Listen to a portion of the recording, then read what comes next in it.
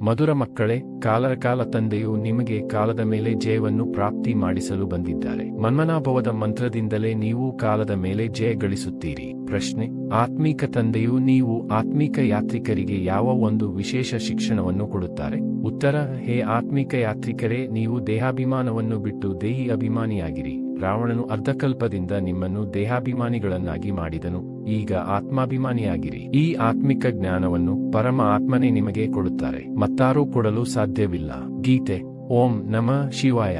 ಧಾರಣೆಗಾಗಿ ಮುಖ್ಯ ಸಾರ: 1. ಆತ್ಮಿಕ ಯಾತ್ರೆಯನ್ನು ಮಾಡಬೇಕು ಹಾಗೂ ಮಾಡಿಸಬೇಕಾಗಿದೆ. ಸ್ವಯಂವನ್ನು ಸತೋಪ್ರಧಾನ ಮಾಡಿಕೊಳ್ಳಲು ಒಬ್ಬ ತಂದೆಯನ್ನು ನೆನಪು ಮಾಡಬೇಕಾಗಿದೆ. ಆತ್ಮಾಭಿಮಾನಿಯಾಗುವ ಸಂಪೂರ್ಣ ಪುರುಷಾರ್ಥ ಮಾಡಬೇಕಾಗಿದೆ. 2. ಕಾಲದ ಮೇಲೆ ವಿಜಯವನ್ನು ಪಡೆಯಲು ತಂದೆಯ ಶಿಕ್ಷಣವನ್ನು ಗಮನದಲ್ಲಿಟ್ಟುಕೊಳ್ಳಬೇಕಾಗಿದೆ. ತನ್ನನ್ನು ಆತ್ಮನೆಂದು ತಿಳಿದು ಆತ್ಮರಿಗೆ ಜ್ಞಾನವನ್ನು ಕೊಡಬೇಕಾಗಿದೆ. ವರದಾನ: ಬಾಪ್ದಾದರವರ ಕರ್ತವ್ಯವನ್ನು ತಮ್ಮ ಗುರಿಯನ್ನಾಗಿ ಮಾಡಿಕೊಳ್ಳುವಂತಹ ಮಾಸ್ಟರ್. ಮರ್ಯಾದಾ ಪುರುಷೋತ್ತಂಭವ.